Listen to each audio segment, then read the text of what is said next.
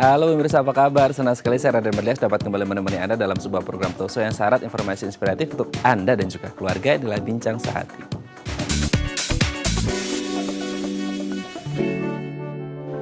Yang bisa mengajarkan kebiasaan baik tentang kesehatan bagi anak ini menjadi sangat penting ya sedari dini seperti itu. Nah, salah satunya adalah kesehatan mulut dan juga gigi pada anak. Nah, kalau kita berbicara tentang menjaga kesehatan mulut dan gigi ini biasanya identik dengan menyikat gigi. Tapi sebenarnya itu tidak cukup.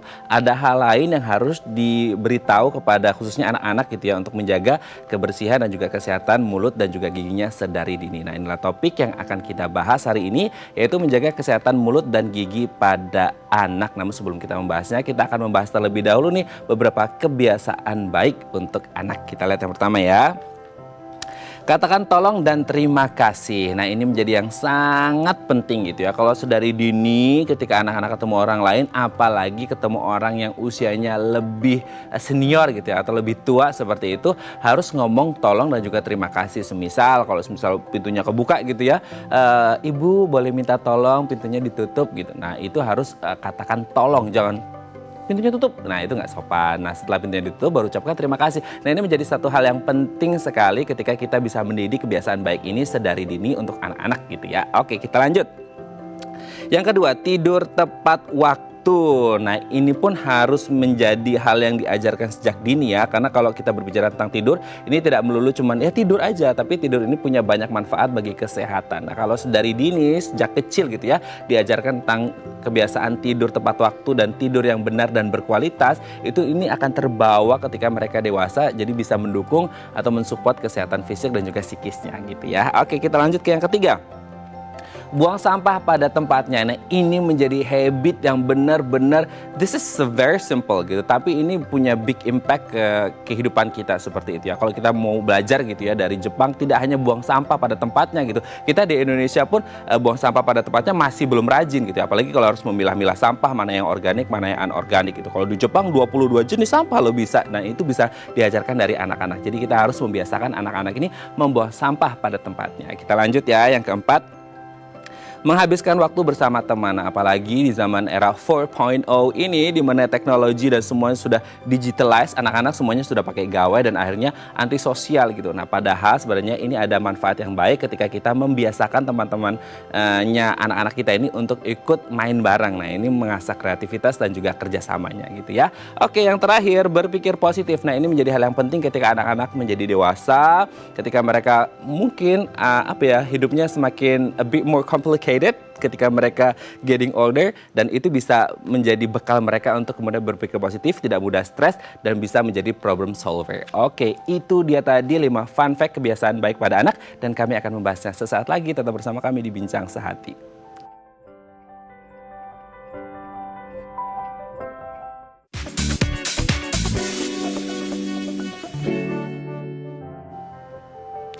Baik, Anda masih bersama kami di Bincang Sehati dan kita masih membahas topik kita hari ini menjaga kesehatan mulut dan gigi pada anak. Tadi di segmen sebelumnya kita sudah membahas 5 fun fact kebiasaan baik untuk anak. Nah, untuk membahasnya telah tersambung bersama kami di sambungan Zoom dengan Miss Eka Regina Sianipar, SPSI Psikolog dari Perhati Care and Counseling Center. Selamat pagi Miss Egi, apa kabar? Ya, pagi. Oh, ini ceria sekali ini ya. Ceria, harus sehat, harus tetap bugar, semangat gitu ya. Apalagi di masa pandemi ya Miss ya. Apalagi ketika kita harus berbicara, kita harus menjadi role model yang baik nih untuk anak-anak. Kalau kita happy, anak-anak juga happy ya. Happy family, happy parents, happy kids kan seperti itu. Oke, Miss Egi, kita lihat yang pertama nih. Apakah kemudian mengajarkan hal baik atau kebiasaan baik bagi anak salah satunya adalah dengan mengucapkan tolong dan terima kasih? Gimana nih?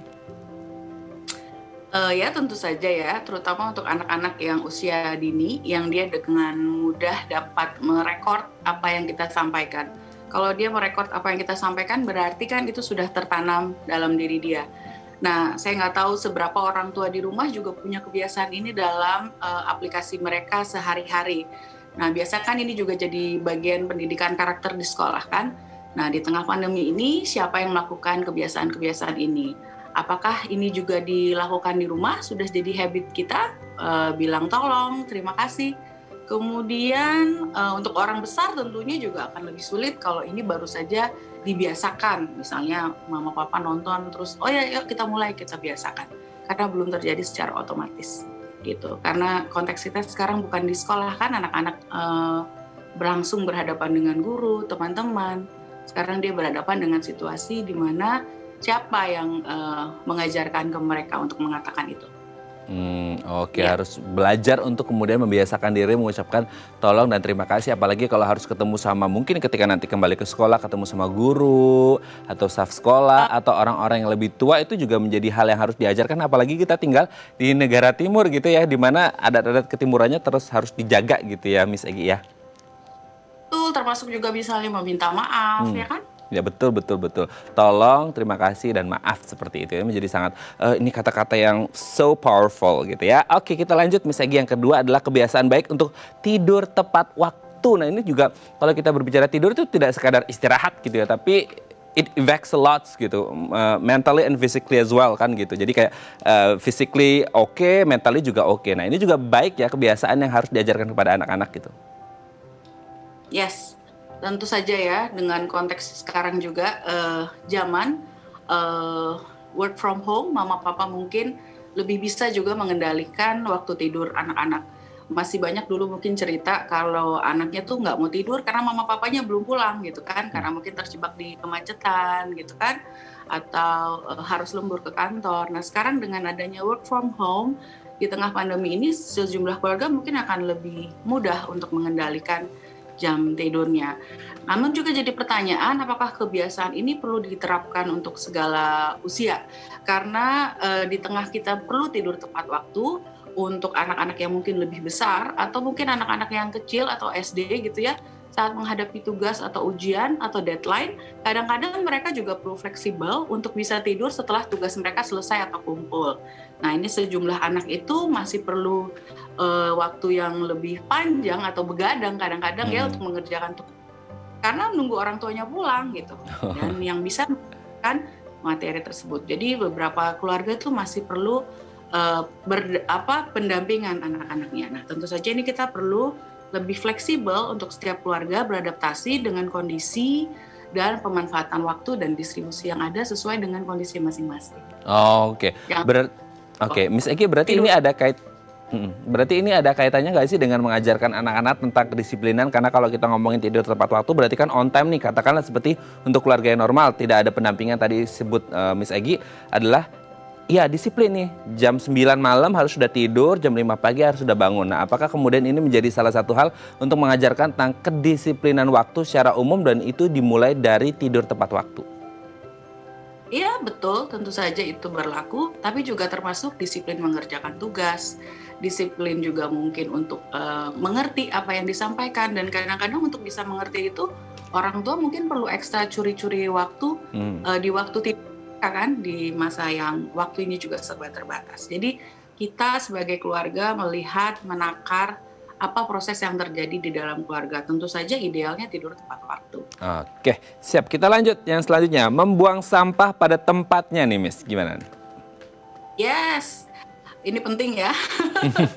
Kita lihat di negara kita sampahnya masih banyak banget, dan ini tentunya harus kita ajarkan semakin dini, semakin baik, supaya memang jadi kesadaran, kebiasaan yang otomatis, khususnya terutama mungkin dibentuk dalam 5 tahun pertama. Kalau fondasi ini lewat, ya sama, batasan, larangan, atau kontrol dalam diri anak itu tidak banyak terbentuk. Bayangin kalau dia buang sampah aja segampang itu, buka kaca, buang, bagaimana hal yang lain gitu kan. Masih banyak kita menemukan orang-orang yang dewasa yang tidak disiplin sebenarnya membuang sampah, dan itu dilihat oleh anak-anak.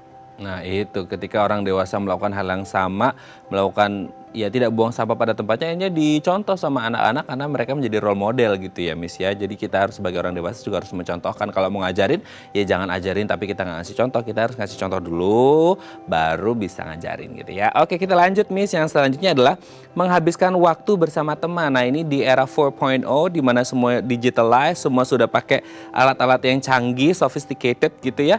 Jadi akhirnya sekarang anak cuman bergaulnya sama gawai gitu di rumah aja, antisosial. Nah ini harus menjadi hal yang penting, kebiasaan untuk menghabiskan waktu bersama teman. Ini manfaatnya apa sih Miss? Menghabiskan waktu bersama teman tentunya banyak sekali ya manfaatnya, dan ini juga ada periode waktunya. Dimana kalau misalnya anak-anak itu sentralnya masih misalnya masih kecil, masih sangat dini, mungkin sentralnya itu masih lebih banyak ke ibunya atau caregivernya. Tapi begitu mereka sudah lebih besar gitu ya, katakanlah sekarang ini kelas 3, 4, 5, itu tugas-tugas juga sudah ada yang mulai membuat tugas-tugas kerja kelompok gitu. Nah ini kan butuh skills, butuh keterampilan-keterampilan mengatasi konflik, kemudian problem solving, berdialog, inisiatif. Nah, ini kan juga penting sebenarnya di tengah orang tua dan anak juga perlu kualitas waktu yang baik gitu. Tapi kalau terlalu banyak menghabiskan waktu bersama teman juga belum tentu juga artinya dia akan optimal. Oke, berarti memang harus balance gitu ya, antara sama keluarga, antara teman dan lainnya gitu seperti itu. Oke, kita lanjut ke yang terakhir nih Miss Egy.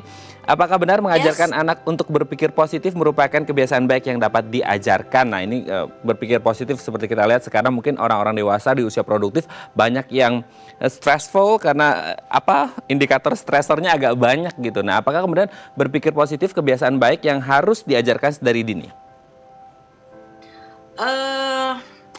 Saya bilang setuju dan tidak setuju, tapi benar memang. Tapi yang menjadi pertanyaan, siapa yang menjadi agent untuk anak ini berpikir positif? Siapa influencer besar mereka? Apakah memang orang tua ini tipe pribadi yang sehat, bisa melihat sesuatu secara positif gitu kan? Kalau iya, ke transfer ke anaknya mungkin lebih mudah gitu. Tapi kalau orang tuanya pada dasarnya mungkin memang khawatir gitu ya, mungkin juga cemasan gitu, tentunya ini juga akan lebih sulit seberapa mau positif dari realitas sifat-sifat pribadi yang ada gitu. Dan di sisi lain, kapan kita juga perlu bersikap tidak terlalu positif, artinya kita bersikap lebih hati-hati, lebih kritis, mungkin lebih rapuh gitu ya dalam menyikapi situasi, sehingga kita juga tetap bisa mengkalkulasi resiko-resiko yang ada. Keterampilan-keterampilan kritis juga perlu diperhatikan sehingga anak-anak juga nggak naif gitu. Berpikir positif oke, tapi to certain extent kalau kebanyakan dan dia terlalu positif sementara situasi itu udah mungkin ada bom kali ya di dekatnya, dia harus aware, dia juga harus kalkulasi, dia juga harus sigap gitu dan nggak boleh naif. Gitu. Oke, berarti berpikir positif harus perlu, cuman maksudnya kayak harus waspada dan aware gitu ya, jangan sampai kemudian dalam tanda kutip dimanfaatkan oleh orang lain ketika mungkin nanti sudah bertumbuh dewasa gitu ya Miss Egy ya. Baik, terima kasih Miss Egy hari ini sudah berbagi bersama kami di Bincang Sehati. Semoga ini bisa membantu para orang tua untuk mengajarkan kebiasaan baik untuk anak-anaknya. Sehat-sehat terus Miss Egy dan salam untuk keluarga di rumah. Selamat pagi. Baik, terima kasih Miss Egy sudah berbagi bersama kami di Bincang Sehati pada pagi hari ini. Kita doakan semoga ini bisa menjadi hal yang baik yang bisa diajarkan oleh orang tua kepada anak-anaknya. Baik pemirsa, bagi Anda yang memiliki pertanyaan tentang tema kita hari ini, menjaga kesehatan mulut dan gigi pada anak, Anda bisa menghubungi kami di nomor 021 290 32644 atau DM Instagram kami di @bincangsehati.tv. Kami akan segera kembali.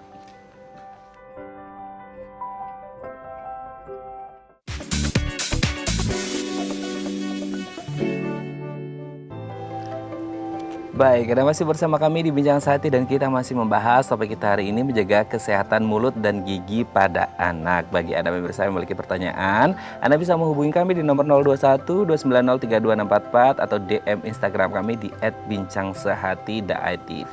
Telah hadir bersama kami di studio Bincang Sehati Dr. Gigi Jenny Maharani, dokter gigi dari Rumah Sakit Geraha Kedoya, Jakarta. Selamat pagi Dokter Jenny, apa kabar? Baik Mas Raden, selamat pagi juga. Selamat pagi juga. Hari ini cerah sekali, ini auranya sangat positif sekali gitu ya. Terima kasih. Oke, Dok, hari ini kita akan membahas tentang menjaga kesehatan gigi dan mulut pada anak nih. Ini menjadi satu hal yang kayaknya ini penting banget ya Dok ya, karena kalau udah gede udah nggak bisa menjaga kesehatan mulut dan gigi agak susah ini dong ngajarinya gitu ya. Karena memang kalau saya sering ngobrol sama orang gitu, kalau dari mulut dan gigi ini bisa menjalar kemana-mana gitu ya, ke atas ke bawah semuanya bisa berdampak gitu ya Dok ya. Oke, tapi kalau kita berbicara tentang mulut dan gigi ini sebenarnya apa dan fungsinya apa sih Dok? Mulut itu merupakan pintu masuk bagi makanan dan minuman ke dalam pencernaan. Sedangkan gigi berfungsi untuk menghaluskan makanan supaya makanan itu siap untuk dicerna.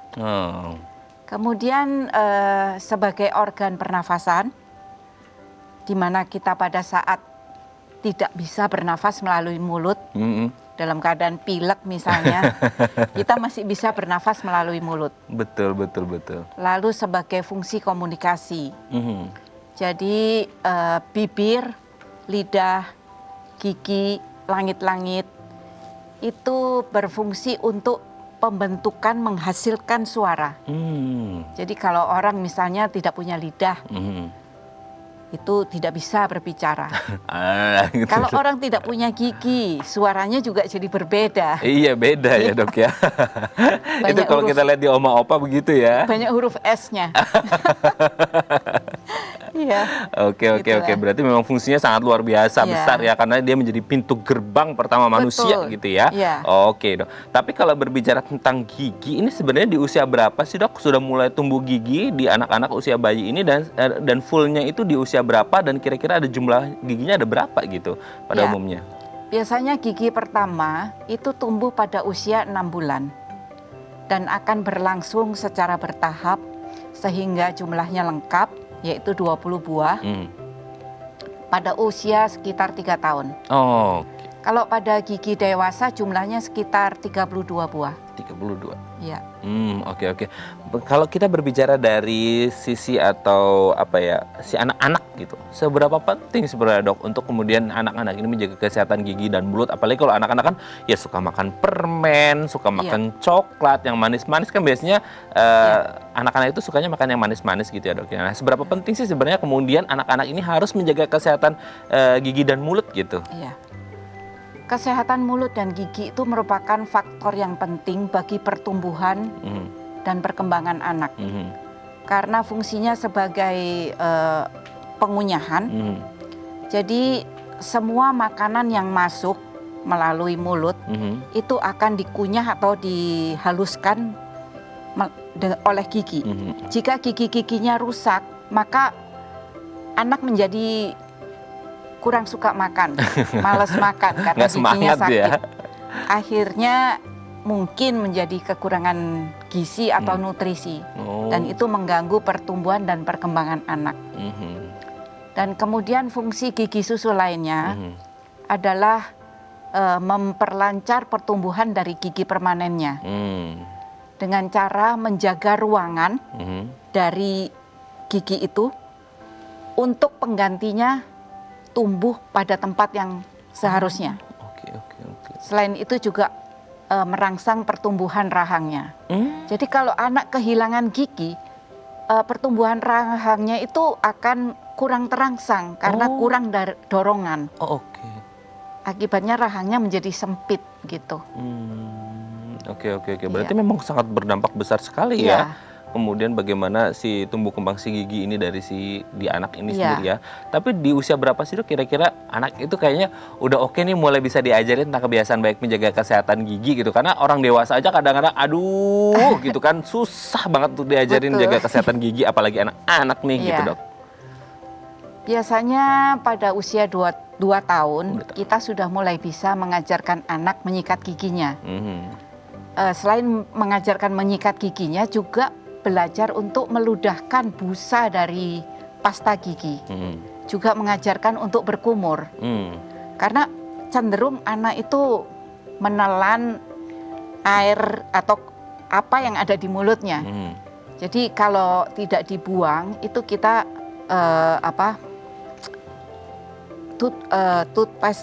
pasta gigi jangan terlalu banyak. Di umur 2 tahun kita pelan-pelan mengajari anak untuk menyikat giginya, belajar untuk berkumur, belajar untuk meludahkan busa pasta gigi. Oke. Tapi kalau berbicara tentang faktor risiko nih dok, maksudnya kayak untuk faktor risiko yang terjadi pada anak-anak yang bisa mengganggu kesehatan mulut dan giginya biasanya apa aja sih dok? Kalau anak dengan masalah gigi, karena gigi berfungsi untuk mengunyah makanan, jadi kalau misalnya anak giginya rusak, itu akan malas makan, yaitu tadi gizinya jadi kurang. Ya, dan kemudian karena giginya rusak, jadi makanan itu tidak bisa dikunyah dengan halus. itu bisa memicu sakit pencernaan, gangguan pencernaan. Dan juga gigi yang rusak itu merupakan tempat berkumpulnya bakteri di dalam mulut. Ngumpul semua di situ ya. Jadi serem nih. Anak jadi sering radang tenggorokan atau batuk misalnya begitu. Oh, bisa berdampak ke radang tenggorokan atau batuk berarti? Karena banyak bakteri. Biasanya apa aja nih maksudnya gangguan kesehatan di mulut dan gigi selain radang tadi tenggorokan gitu, terus batuk juga. Ya, radang gusi. Karena giginya itu permukaannya menjadi kasar, makanan mudah menumpuk. Jadi penumpukan makanan, jadi gusinya pun menjadi gingivitis atau radang gusi. Oke. Kalau dari gigi gitu ya dok, kan aku sering tuh lihat kalau anak-anak itu giginya, aku nggak tahu bahasa Indonesianya tapi kayak gripis gitu ya dok. Iya, gigis gitu ya. Itu kayaknya almost every kid gitu mengalami itu. Apakah memang itu jadi kayak siklusnya si gigi anak-anak atau memang ya pada kebetulan aku lihatnya gripis semua gitu karena mungkin nggak bisa jaga kesehatan giginya atau gimana sih dok? Itu banyak faktor yang menyebabkannya. Pertama adalah kekuatan dari gigi itu sendiri. Jadi kekuatan gigi susu itu ditentukan pada waktu anak dalam kandungan. Kalau ibu mengandung usia kehamilan 4 bulan, benih dari gigi susu itu sudah mulai dibentuk.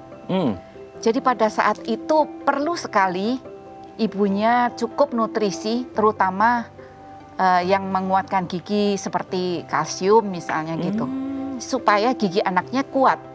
Itu dasar yang utama. Kalau gigi anaknya kuat,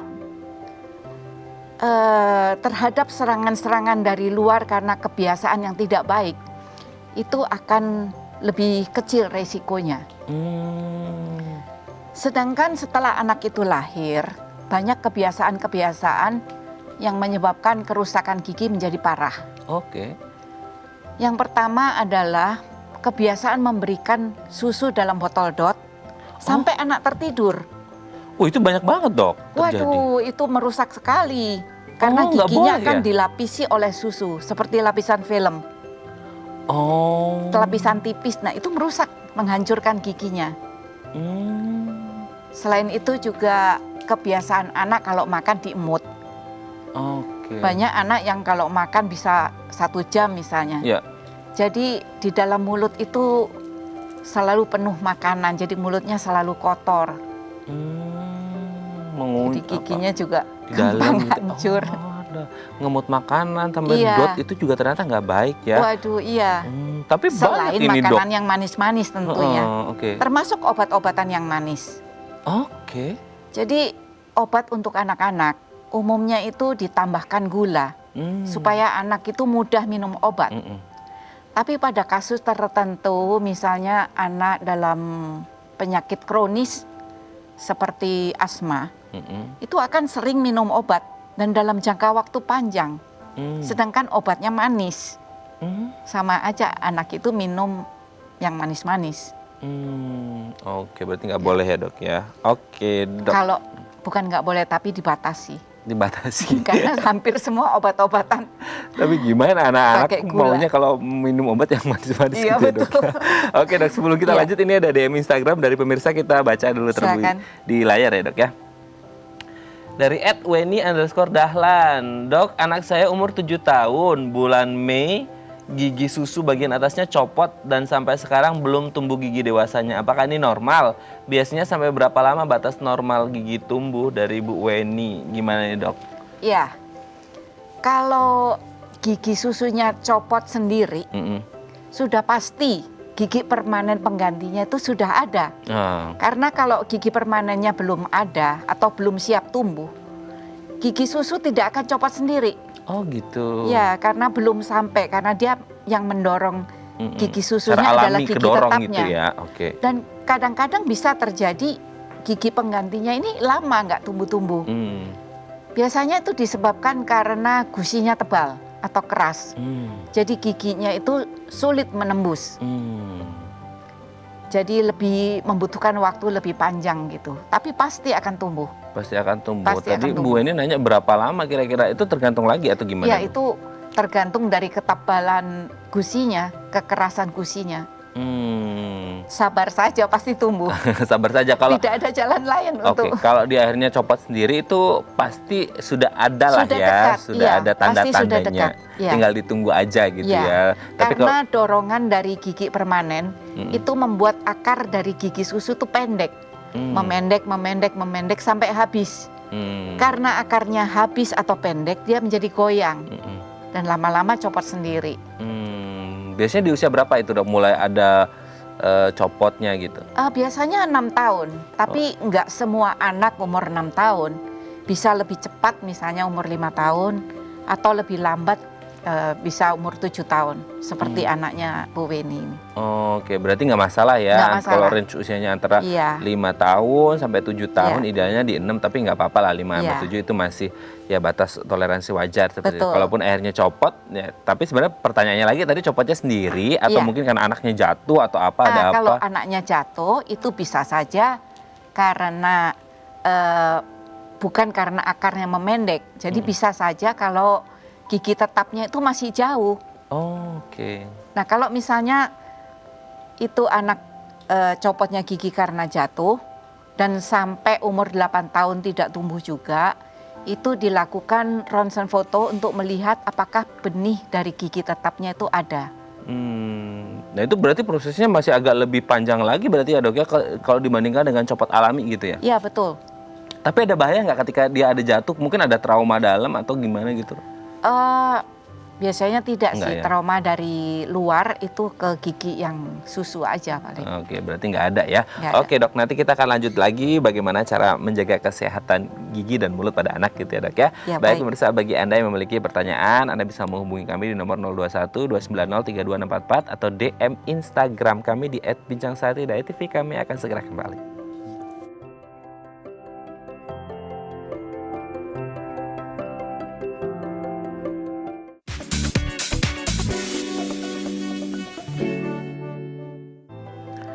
Baik, Anda masih bersama kami di Bincang Saati dan kita masih membahas topik kita hari ini menjaga kesehatan mulut dan gigi pada anak. Bagi Anda yang memiliki pertanyaan, Anda bisa menghubungi kami di nomor 021 290 32644 atau DM Instagram kami di @bincangsaati.tv. Masih bersama dengan Dr. Gigi Jenny Maharani, dokter gigi dari Rumah Sakit Geraha Kedoya. Dok, kita lanjut lagi nih. Kan Baik. kalau ngomongin sakit gigi nih Dok ya, kan ada dari anak kecil sampai dewasa, bahkan mungkin juga lansia gitu ya, ada yang pernah mengalami sakit gigi gitu ya. Nah pertanyaannya, jenis-jenis sakit gigi ini ada jenisnya nggak sih atau seperti apa sih Dok? Kalau bicara mengenai jenis sakit gigi itu tergantung dari dalamnya karies atau lubang pada gigi. Jadi kalau pada awalnya lubangnya baru sedikit, itu mungkin tidak merasakan sakit. Hanya mungkin merasa ngilu kalau minum minuman yang dingin atau makan makanan yang manis atau asam. Tetapi bila hari ini diabaikan, dianggap sebagai oh nggak apa-apa, cuma ngilu aja, biasa. Itu akan berlanjut terus hingga lebih ke dalam lagi, sehingga mencapai rongga pulpa atau syaraf yang di dalam gigi. Dan itu sakitnya seperti tidur aja itu udah sakit gitu. Karena pada waktu kita tidur, Bahkan mungkin nggak bisa tidur ya Dok, karena Iya. sakit gitu. nah sebelum itu ya ini pada waktu kita rebah, itu darah kan mengalir ke kepala. Oke. Dan itu menekan Ngenyut, pembuluh darah yang di dalam syaraf gigi juga. Dan itu menekan syaraf giginya dan itu yang menyebabkan sakit. Jadi kalau orang sakit gigi biasanya kok kalau malam waktu saya tidur sakit gitu. Kalau saya bangun kok nggak begitu sakit. Nah itu karena lubangnya sudah dalam. Tapi belum sampai merusak syaraf giginya. Belum sampai mati atau rusak. Tetapi kalau hal ini berlanjut terus, syarafnya akan lama-lama menjadi rusak. Oke. Setelah rusak juga mati. Nah itu mau minum obat apa aja nggak akan mempan. Syaraf bisa mati ya Dok ya? Syaraf bisa mati, Akhirnya bisa rusak. resist obat ya, nggak bisa berdampak apa-apa lagi gitu ya? Mau minum penghilang rasa sakit, mau minum antibiotik, Aduh. itu tidak membantu. Jadi harus ke dokter gigi. Yang perlu adalah tindakan dengan perawatan syaraf baru bisa menyembuhkan sakitnya. Jadi kalau minum obat aja itu hanya untuk sementara, berapa jam saja, lalu sakit lagi. Memang sakit Gitu. gigi ini luar biasa ya. Lebih baik sakit hati daripada sakit gigi ya, Dok. Tapi kalau bisa jangan dua-duanya ya, Dok Jangan ya. dua-duanya. Oke, Dok, sebelum kita lanjut, kita ada penelpon, Dok. Kita sapa Baik, terlebih dahulu. silakan. Di kamera kita lihat. Halo, selamat pagi. Dengan siapa di mana? Dengan Liani di Jakarta. Ibu Riani. Liani. Ibu Liani di Jakarta, silakan Ibu. Iya, saya punya anak umurnya baru 15 bulan. Semenjak lahir emang udah saya kasih empeng karena saya pikir untuk menenangkan dia di saat dia lagi rewel gitu ya. Atau bikin tidurnya lebih nyenyak. Tapi saya perhatiin nih lama-lama gigi depan bagian atas itu agak sedikit maju, Dok. Apakah ini pengaruh dari empeng atau emang pembentukan struktur gigi anak yang kayak gitu, Dok? Ya betul sekali, Bu. Oke. Kita Betul sudah jelas sekali. ya, Dok ya. Nanti akan kita Ya. jawab. Sudah jelas pertanyaan Bu Ya, Liani? ya. Oke. Terima kasih Bu Liani di Jakarta. Kita akan coba jawab. Silakan, Dok. Ini 15 bulan pakai empeng. Udah lama Ya. sih nggak dengar kata empeng nih. Dot ya. Itu sama dengan dot nggak sih, Dok? Ya sama ya Sama. gitu. Itu Iya. akhirnya gigi atasnya agak maju itu gimana? Bahasa kerennya empeng. Gimana nih, Dok? Iya betul sekali. Jadi kebiasaan seperti menghisap ibu jari, menghisap dot, atau kebiasaan menggigit bibir bawahnya, itu menyebabkan gigi-giginya menjadi tonggos. Jadi kalau tidak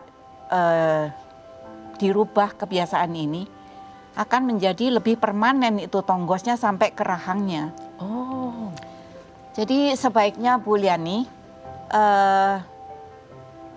kebiasaan ini segera dihentikan. Memang untuk beberapa malam pertama anak akan rewel. Sudah pasti.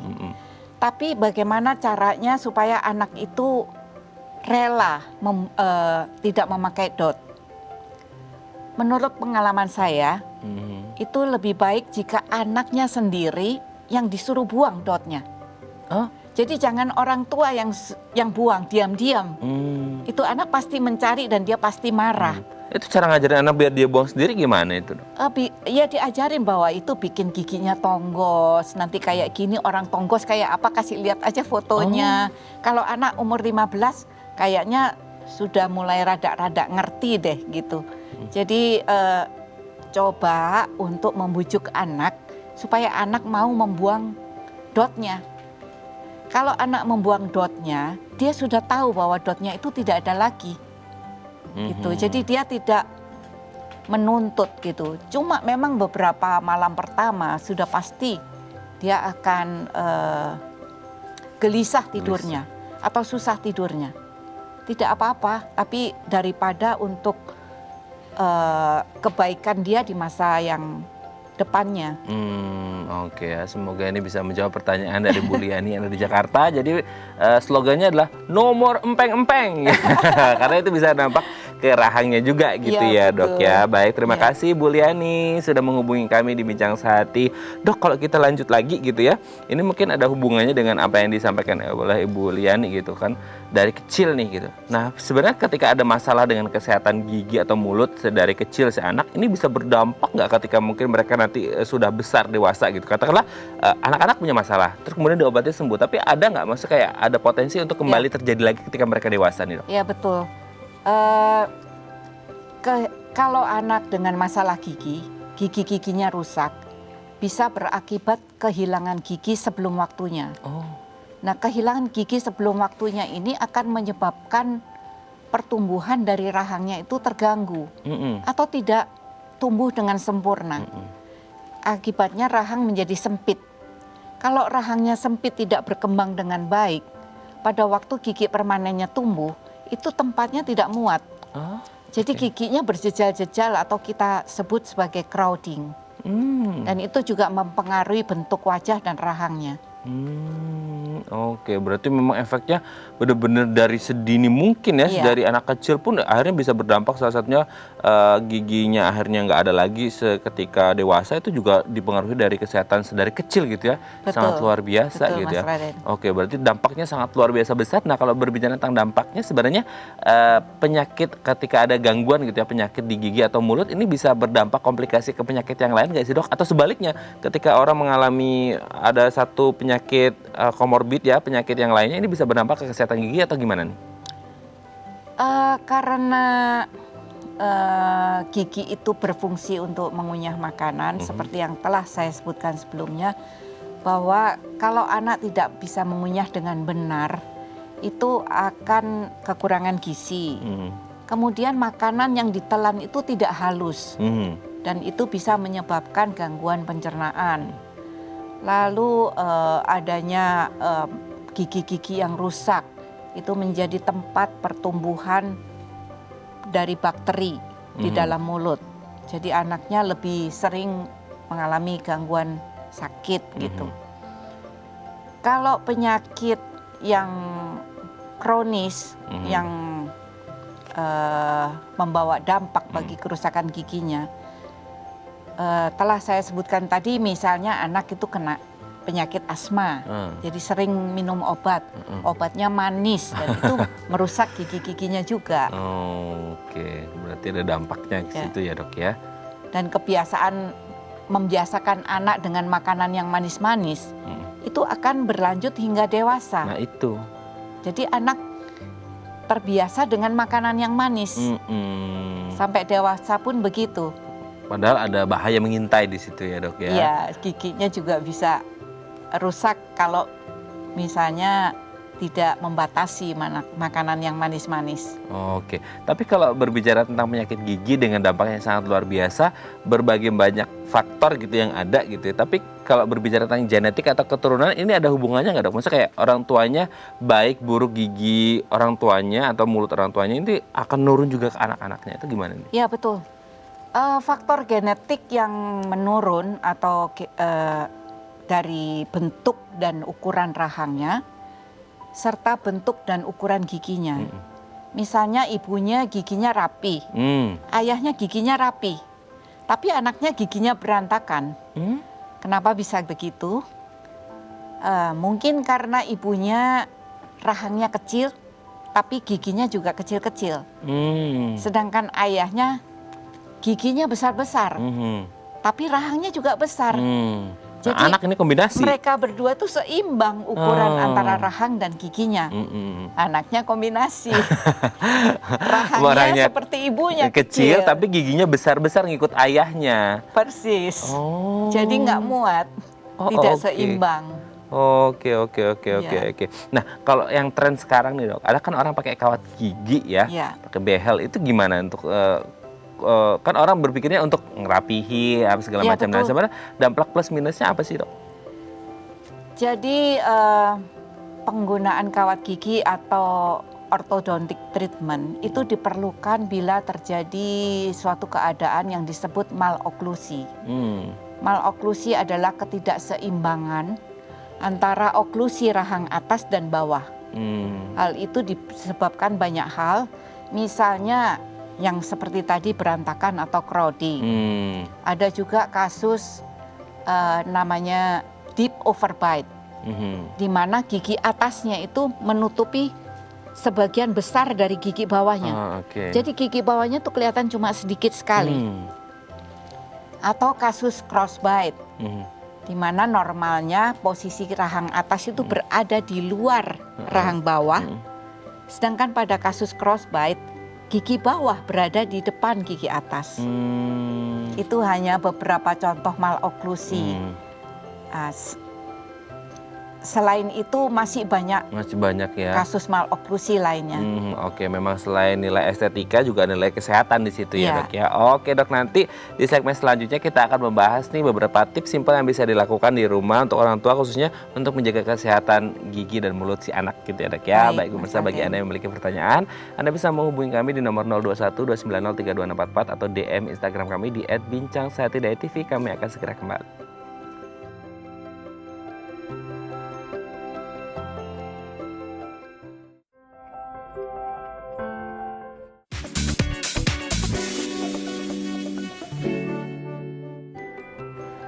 Baik, Anda masih bersama kami di Bincang Sehati dan di segmen terakhir ini kita masih bersama dengan Dr. Gigi Jenny Maharani, Dokter Gigi dari Rumah Sakit Geraha Kedoya. Dok, di segmen terakhir ini kita akan membahas beberapa tips simpel yang bisa dilakukan oleh orang tua untuk mengajari anaknya supaya kesehatan gigi anaknya tetap terjaga gitu ya, Dok. Ya, kita lihat yang pertama. Kita lihat yang pertama adalah batasi makanan manis. Nah, ini apa nih, Dok, maksudnya batasi makanan manis? Ya, makanan yang manis-manis itu berisiko untuk menghancurkan permukaan gigi yang kita sebut karies dan kemudian menjadi gigi lubang. Jadi kalau anak habis makan makanan yang manis, sebaiknya anak menyikat giginya atau kumur-kumur setidaknya untuk membersihkan sisa-sisa manis di dalam mulutnya. Boleh makanan manis, Boleh, cuman makanan dibatasi. manis, hanya dibatasi. Dan setelah makannya ada treatment khusus. Persis. Jadi ini akhirnya kebiasaannya terbawa sampai dewasa gitu ya, Ya, Dok ya. betul. Oke, kita lanjut yang selanjutnya. Kurangin penggunaan botol susu. Nah, ini mungkin bukan botolnya tapi mungkin empengnya atau dotnya dan susunya juga ya. Susunya. Jadi di dalam botol susu, di dalam botolnya isinya susu, lalu pakai botol dot sampai anak tertidur.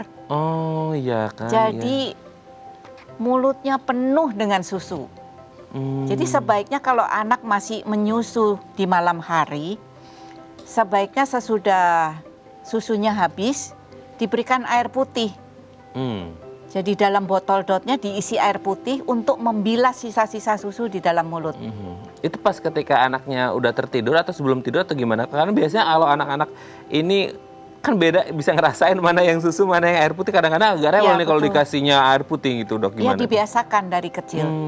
Jadi memang banyak anak yang kalau tidur itu perlu minum susu dulu dengan dot gitu.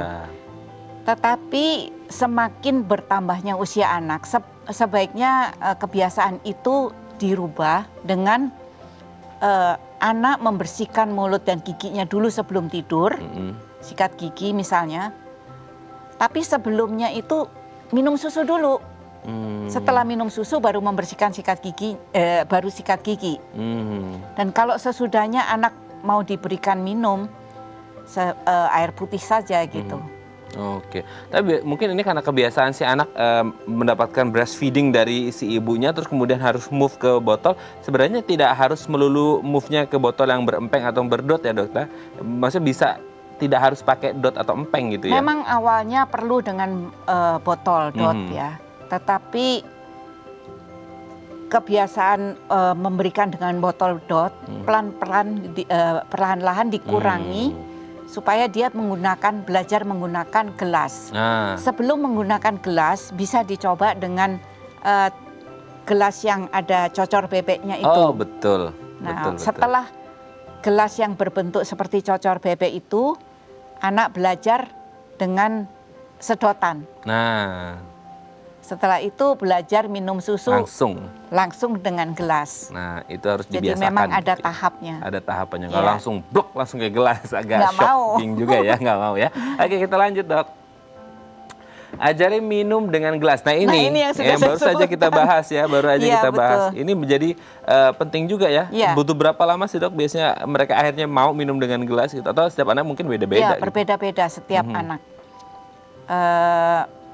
Biasanya mulai dari botol dot sampai ke gelas itu butuh waktu beberapa bulan.